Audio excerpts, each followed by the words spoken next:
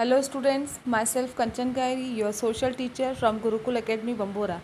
Today we will start our geography part and we start the chapter 1 resources, importance and uses. Resources वो होते हैं जो हमें nature से मिलते हैं. हम रिसोर्सेज के बारे में पढ़ेंगे कि रिसोर्सेज की इम्पोर्टेंस क्या है और उनका क्या क्या यूज़ किया जा सकता है. इस वीडियो में हम इनका इंट्रोडक्शन पढ़ेंगे और इनके टाइप्स पढ़ेंगे. Now we start our chapter. What is resources.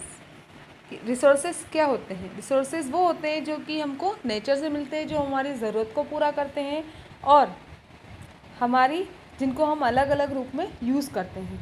तो क्या कह सकते हैं कि हम resources the substances provide by nature which satisfies our needs and are use by us in various form are known as a resources. कि वो substance जो हमको नेचर प्रोवाइड करता है, जो हमारी बेसिक नीड को पूरा करता है और हम उनको अलग अलग फॉर्म्स में यूज़ करते हैं, are known as resources. The basic natural resources, जो बेसिक नेचुरल रिसोर्सेज हैं वो है आपके air, water, minerals, soils etcetera.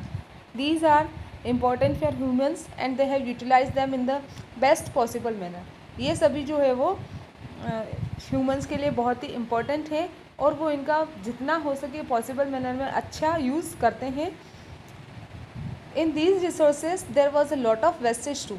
अब इन रिसोर्सेज का यूज़ करते हैं तो यूज़ करने के साथ ही साथ उसका बहुत वेस्टेज भी करते हैं, बट विद टाइम, लेकिन टाइम के साथ में साइंस और टेक्नोलॉजी इतनी डेवलप्ड हो गई है कि आज modern and innovative methods are being develop. Modern और इनोवेटिव यानी कि नए नए तरीके डेवलप हो गए हैं and the wastage is being minimise. Minimise mean यानी कि कम. जो वेस्टेज है वो बहुत ही कम हो गया है. Nature has plentiful results but it is the skill of human beings which can further lead to the development and economic utilization of these resources. Nature में प्लेंटीफुल यानी पर्याप्त मात्रा में रिजर्व है, लेकिन जो इंसान जो है उसका जो स्किल है, उसका जो कौशल है, उसकी जो स्किल है जो उसको वो डेवलपमेंट को और आगे की तरफ ले जाता है और इनका जो यूटिलाइजेशन है रिसोर्सेज का वो इकोनॉमिकल रूप से करता है. Early human started using the resources in order to satisfy their needs and make their life comfortable. पहले के टाइम में ह्यूमंस ने रिसोर्सेज का यूज़ सिर्फ अपनी ज़रूरतों को पूरा करने के लिए किया था और अपनी लाइफ को ईजी बनाने के लिए किया था. They started using trees for wood on soil. They started growing crops for food and then they started extracting minerals. उन्होंने ट्री का यूज़ करना स्टार्ट किया था लकड़ी के लिए. सॉइल पर उन्होंने खाने के लिए, फूड उगाने के लिए किया था और उन्होंने फिर मिनरल्स को निकालना भी शुरू किया था. In the last few centuries they made machines and started manufacturing goods. पिछली कुछ सेंचुरीज़ में उन्होंने मशीन्स बनाई और कुछ गुड्स भी बनाना स्टार्ट कर दिया. They started creating wealth from nature. और फिर उन्होंने नेचर से अपना नेचर का यूज़ करके, नेचर के रिसोर्सेज का यूज़ करके वेल्थ बनाना शुरू कर दिया. हैंस वी कैन कंक्लूड, तो इसलिए हम ये कंक्लूजन निकाल सकते हैं कि anything, hence we can conclude that anything that is use to satisfy human needs is a resources. कि कोई भी जो कि ह्यूमन नीड्स को, जो कि नीड्स को सेटिस्फाई करता है, anything that is use to satisfy human needs is a resources. Let's look at the few examples of these resources such as water, which not only satisfy our basic needs but also provides electricity which is generated from the energy of falling water. कि कुछ ऐसे example है इन resources के, जैसे कि water जो ना सिर्फ हमारी ज़रूरत को पूरा करता है बल्कि इलेक्ट्रिसिटी भी प्रोवाइड करवाता है. और ये इलेक्ट्रिसिटी जो है वो एनर्जी ऑफ फॉलिंग वाटर की एनर्जी से ये होती है, यानी कि गिरते हुए, ऊपर से तेज़ी से गिरते हुए पानी से इलेक्ट्रिसिटी प्रोड्यूस की जाती है. Wind is also use to generate electricity through windmills. Wind का यूज़ भी किया जाता है विंड मिल के थ्रू इलेक्ट्रिसिटी बनाने के लिए. The need and greed of human being is increase day by day and so is nature being exploited to a large extent. कि ये जो इंसान है इसकी ज़रूरतें और इसका ग्रीड मीन्स इसका लालच जो है वो दिन ब दिन बढ़ता जा रहा है और बढ़ता ही जा रहा है, और उसी वजह से वो नेचर का एक बहुत ही बड़े लेवल पर यूज़ करने लग गया है। The knowledge and creativity of human is boundless. Boundless means जिस पर कोई बंधन ना हो। जो इंसान का जो ज्ञान है ह्यूमन का, उसकी जो क्रिएटिविटी जो है वो बाउंडलेस है, उस पर कोई लिमिट नहीं है। But the danger of greed is, लेकिन ये जो लालच का खतरा है उसकी वजह से, but the danger of greed is damaging the environment, ये एनवायरनमेंट को नुकसान पहुंचा रहा है। The balance of nature is also getting disturb, nature का बैलेंस डिस्टर्ब हो गया है। Hence certain alternate ways and means should be considered to preserve and maintain the balance of nature, और इसीलिए कुछ दूसरे जो तरीके हैं, कुछ दूसरे मीडियम हैं, उनको बोला गया है कि उनको प्रिजर्व करके और नेचर का बैलेंस बनाया जा सके। नाउ वैल्यू ऑफ रिसोर्सेज, ये जो नेचुरल रिसोर्सेज है जो हमारी नीड को पूरा करते हैं, जो हमें नेचर से मिलते हैं, उनको हम रिसोर्सेज कहते हैं। अब उनकी वैल्यू क्या है, कैसे आप उनकी वैल्यू बता सकते हो।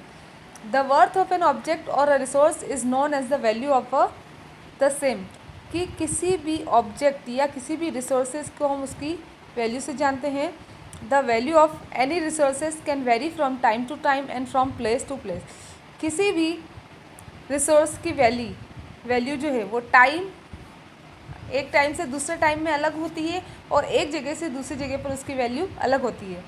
The kind of value may differ from one resources to another, एक रिसोर्सेज से दूसरे की वैल्यू भी अलग हो सकती है। One resources might have economic value whereas the other one may have aesthetic or natural value, कि एक जो रिसोर्सेज है अगर उसकी इकोनॉमिक वैल्यू हो सकती है, तो वहीं दूसरा कोई रिसोर्सेज होगा उसकी नेचुरल वैल्यू हो सकती है। जैसे कि for example waterfall has an aesthetic value, but when it is used to generate electricity it has economic value. जैसे कि वाटर, इसका नेचुरल वैल्यू है कि हम इसको पीने के लिए यूज़ में लेते हैं, लेकिन जब इसको इलेक्ट्रिसिटी बनाने के लिए यूज़ में लिया जाता है तो इसकी इकोनॉमिक वैल्यू हो जाती है। There are certain resources which can become economically valuable with time, कुछ ऐसे रिसोर्सेज होते हैं जो टाइम के साथ में उनकी इकोनॉमिक वैल्यू बन जाती है। The two main factors that can change any substance into a resource are time and technology, कि दो मेन फैक्टर्स होते हैं जो किसी भी सब्सटेंस को रिसोर्स में चेंज कर देते हैं, वो होते हैं time and technology. The two main factors that can change any substance into a resource are time and technology. अब ये दोनों ही एक दूसरे से रिलेटेड होते हैं। Both of them are related to needs of the people who are the most important resources. ये दोनों ही जो है वो इंसान की ज़रूरत से रिलेटेड होते हैं, जो कि सबसे इम्पॉर्टेंट है। Their ideas, knowledges, discoveries and inventions led to the creation of more resources. उनके आइडिया, उनके नॉलेज, उनकी डिस्कवरीज और उनकी जो इन्वेंशन है, जो उनके आविष्कार हैं, जो उनकी खोज है, उनका जो ज्ञान है, उसी से वो ज़्यादा से ज़्यादा रिसोर्सेज का क्रिएशंस कर सकते हैं। Since early days one discovery और invention led to the creation of more, कि पुराने टाइम में जो एक डिस्कवरी या एक आविष्कार होता था उससे बहुत ज़्यादा क्रिएशंस हो गए थे, बहुत ज़्यादा आविष्कार होने लगे थे। डिस्कवरी ऑफ फायर, जो आग की खोज हुई थी, आग की लेड टू कुकिंग प्रैक्टिस, उसकी वजह से खाना बनाने की कला स्टार्ट हो गई थी। इन्वेंशन ऑफ व्हील, जो व्हील का इन्वेंशन हुआ था, आविष्कार हुआ था, resulted in development of modern mean of transport, जिससे उसी व्हील से आज के ट्रांसपोर्ट चल रहा है। Hence the most important resources are the human beings, जो सबसे इम्पोर्टेंट रिसोर्सेज है वो है ह्यूमन बींग्स, इंसान हु हैव आइडियाज़, जिनके पास अपने आइडियाज़ हैं, नॉलेज है एंड स्किल है, which has led to various discoveries and inventions. जो ह्यूमन बींग्स है, जो इंसान है, उनके पास अपने आइडिया है, अपना ज्ञान है, अपना स्किल है, हुनर है उनके पास में, जिससे वो अलग अलग डिस्कवरीज करते हैं और अलग अलग खोज करते हैं। अब हम पढ़ेंगे टाइप्स ऑफ रिसोर्सेज। रिसोर्सेज किस किस टाइप के होते हैं? तो रिसोर्सेज जो है वो 3 टाइप के होते हैं, natural, human made and human. The resources are 3 type of resources, natural, human made and human. What are natural resources? Natural resources क्या होता है? नेचुरल रिसोर्सेज जो हमको नेचर से मिलते हैं। The resources which we get from nature are valuable and fulfill our needs.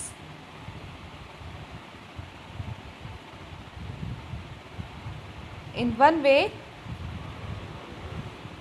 or the other, such as land, air and water, are called natural resources.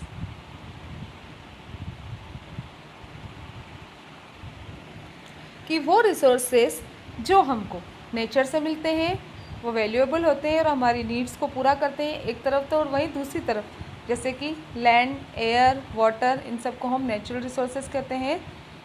Air जिसको हम ब्रीथ करते हैं, soil where we grow plants, soil जहाँ पर हम plants उगाते हैं, the water which we have in our lakes, वो पानी जो हमारी झीलों में है, पॉन्ड्स में है, ओशियंस में है, and other water bodies are precious natural resources. The classification of resources can be done under the following categories.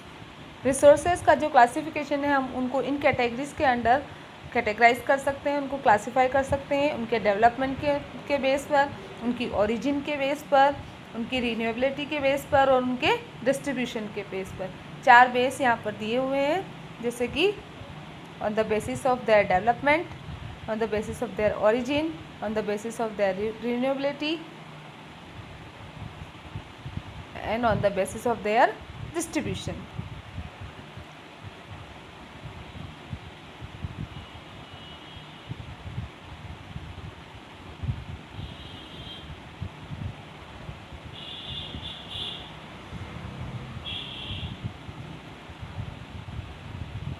On the basis of their development, actual resource and potential resources, on the basis of their origin, biotic and abiotic, the basis of their renewability, renewable and non-renewable, and the basis of their distribution, localized and ubiquitous. अब हम पढ़ेंगे on the basis of their development, कि उनके development के base पर हम उनको कितने टाइप में डिवाइड कर सकते हैं।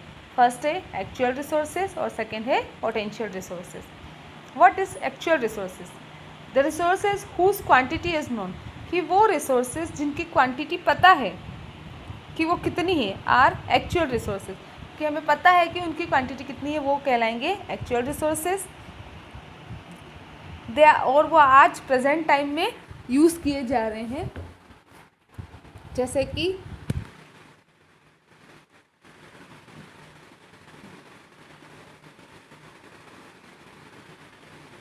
the resources whose quantity is known are actual resources. They are being actually used in present times. इन्हीं के कुछ एग्जांपल्स हैं। वो रिसोर्सेज जिनकी क्वांटिटी पता है, जो आज प्रेजेंट टाइम में यूज़ किए जा रहे हैं, उन्हीं के एग्जांपल जैसे कि petroleum in West Asia, rich deposit of coal in Ruhr region of Germany, dark soil of the Deccan plateau in Maharashtra, ये सब हमारे एक्चुअल रिसोर्सेज के एग्जांपल हैं। Now potential resources. What is potential resources? Potential resources वो होते हैं जिनकी quantity पता नहीं होती है और जो ना ही प्रेजेंट में यूज़ किए जा रहे हैं, उनको फ्यूचर में यूज़ किए जाने की संभावना है, उनको हम कहते हैं potential resources. Potential resources the resources whose quantity is not known, जिनकी क्वांटिटी पता नहीं है, and which are not being used as present, और जो आज प्रेजेंट में यूज़ नहीं किए जा रहे हैं, are known as potential resources. They might not be used at present, वो आज यूज़ नहीं किए जा रहे हैं, लेकिन but can also be used in future. At present the technology may not be that advanced, but gradually with time those resources can be developed and utilized and can be turned into actual resources। कि आज के time में technology इतनी advance नहीं है, लेकिन धीरे धीरे टाइम के साथ में ये रिसोर्सेज और डेवलप हो सकते हैं, इनका यूटिलाइजेशन हो सकता है और फिर उनको एक्चुअल रिसोर्सेज में वो चेंज हो जाएंगे। इन्हीं के कुछ एग्जांपल्स यहाँ दिए हुए हैं। Some examples of potential resources, the reserves of uranium found in Ladakh can be used in future, कि लद्दाख में जो यूरेनियम मिला है उसका फ्यूचर में यूज़ होगा। In early times high speed wind mills were a good potential source of renewable energy and has now become an actual resources. पहले के टाइम में जो हाई स्पीड के जो विंड मिलते वो एक बहुत ही पोटेंशियल सोर्स था रिन्यूएबल एनर्जी का, और आज वो एक्चुअल रिसोर्सेज बन गए हैं। Wind farms have developed in Netherlands में विंड फार्म्स डेवलप्ड हो गए हैं। इन इंडिया, हमारे इंडिया में there are setup in Nagercoil in Tamil Nadu में नागरकोइल में ये सेटअप है। And on the Gujarat coast, और गुजरात कोस्ट पर भी ये विंड मिल लगाए गए हैं। अब हम सेकंड पढ़ेंगे कि ओरिजिन के बेस पर कैसे इनको क्लासिफाइड कर सकते हैं। On the basis of their origin the natural resources can be classified as biotic and abiotic resources. इनको हम बायोटिक और अबायोटिक रिसोर्सेज कह सकते हैं ओरिजिन के according. Biotic means living things and abiotic means non living thing. All the resources which are obtained from living organism are biotic resources। कि वो सारे resources जो living organism से मिलते हैं वो biotic resources कहलाते हैं। इन्हीं के examples हैं। Example of biotic resources are plants from which we obtain cereals, कि plants जिनसे हमको अनाज मिलता है, fruits and vegetables, fish and other animal products are also biotic resources. Fish और दूसरे जो एनिमल प्रोडक्ट्स है वो भी बायोटिक रिसोर्सेज कहलाएंगे। अबायोटिक रिसोर्सेज कि वो रिसोर्सेज जो हमको नॉन लिविंग बींग्स से मिलते हैं उनको हम अबायोटिक रिसोर्सेज कहेंगे। जैसे कि अबायोटिक रिसोर्सेज के एग्जांपल्स, अब इसके आगे के वीडियो हम आगे की क्लास में बताएंगे। अबायोटिक रिसोर्सेज से हम अगली क्लास में स्टार्ट करते हैं। Now thank you.